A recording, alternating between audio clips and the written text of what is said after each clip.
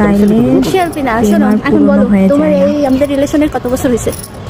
Relation তো 12 বছর তো এক যুগ। এক যুগ। আর হলো এক যুগ একটা মানুষ সহ্য করে আছে, কিন্তু অনেক বড় ব্যাপার। আর আমিও আছি। বলো বলো তোমার তোমার তোমার লাভ স্টোরি বলো।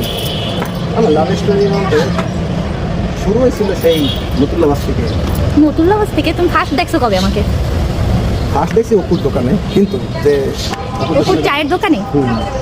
ওগুলো বাদ দাও, প্রথম তোমার সাথে প্রথম দেখা হয়েছে অপুর চার দোকানে। তারপর একটা আসলে ভালো লাগা বা ভালোবাসার ব্যাপারটা তার কিছুদিন পরে ক্রিয়েট হয়েছে, সেটা নতুল্লা হয় যখন তুমি দেখা তুলে যাও। এরপর দিয়ে তো জীবনটা শেষ শেষ সবই। এই কয় বছরে কেমন জ্বালাইছো আমাকে? আমি তো জ্বালানোর, তুমি জানোই আমার জ্বালাইছি, প্রচুর জ্বালাইছি। এবং সামনেও সেটা জ্বালাবো, বেঁচে আছি শিওর। তুমি আমাকে জ্বালা বাড়ো, সত্য। মজা হয়ে গেছে, এরকম পাবা না। এই জন্যই তো তা আমি তোমার বলি, এই যে ভিডিও আছে, এই ভিডিওতে তুমি বিয়ে করতে চাইলে বিয়ে করো চারটা বিয়ে করে, একটা বিয়ে করেই রাখতে মানে জীবন তছনছ। আচ্ছা, করবে না? আর করবে না? না আমি তোমাকে এই সুযোগ দিলাম, এখন যে না ভেবে দেখবো। না না না, এই যে না বলছে এটাই কিন্তু না। আচ্ছা ঠিক আছে, না ভেবে দেখবো। আর তুমি বারবার ফোর্স করতেছো কেন? আমি তো একবারই এক জীবন।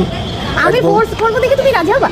না, আমি যদি এখন একজনকে আইনা ধইরা তোমাকে জোর জবরদস্তি করে বলি যে একে বিয়ে করতে হবে, বলো না? এগুলোই বলো বলো না, এই জন্য কি আমি বারবার, আমি কি এত সস্তা যারা তারা আমি বিয়ে করবো? কেমন ভাবছো আমার? যারা তারা নিয়ে আবার আমি বিয়ে করবো, আর যারা আনলেও বাকি ব্যাপারটা অন্য, বুঝবো না। Anyway, thank you, by.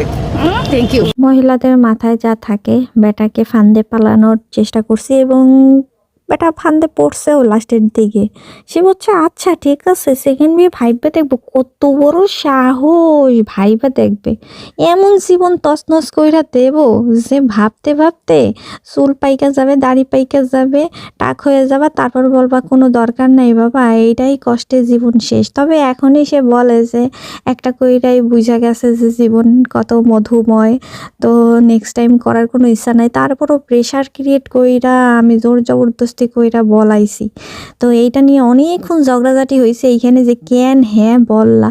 এখন বেটাও বলতেছে যে হ্যাঁ বলবো না কেন, তুমি তো হ্যাঁ হ্যাঁ বলতেছো।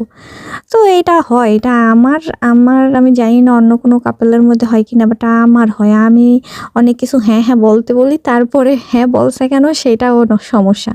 আমাদের মেয়েদের হরমোনাল প্রবলেম থাকে, এর জন্য হয়।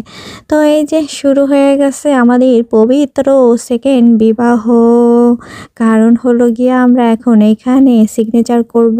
আমার সব সময় আক্ষেপ ছিল যে আমি সিগনেচার করে বিয়ে করি নাই, কারণ আমার বিয়ে হয়েছিল মসজিদে। সিগনেচার আমার পক্ষ থেকে করছে